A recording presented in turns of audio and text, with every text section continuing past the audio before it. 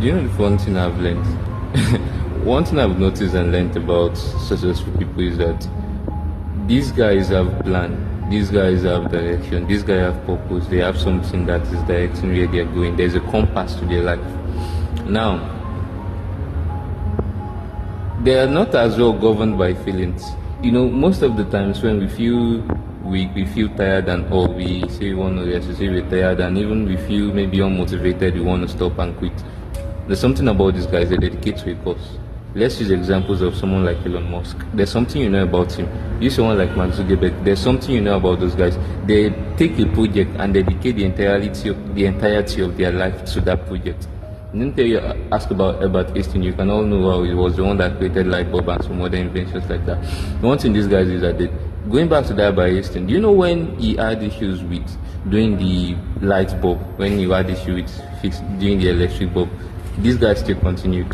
He still done it, I think, about 999 times before he got the one. It's more like, I wouldn't stop this thing, no. Even if it will be at the point of my death, I achieve this electric bulb, I will still do it. And eventually he did.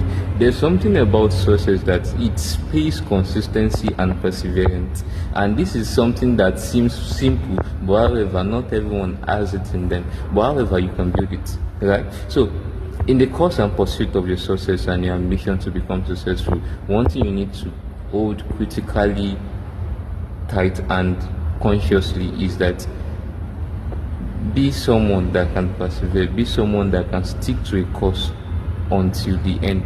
If I know there are places where you have to, switch places and get to other things, but I can tell you for a fact that most of the times it's not about you switching places, it's not about you switching to another career. As long as there are people succeeding in that career before, it can really work for you.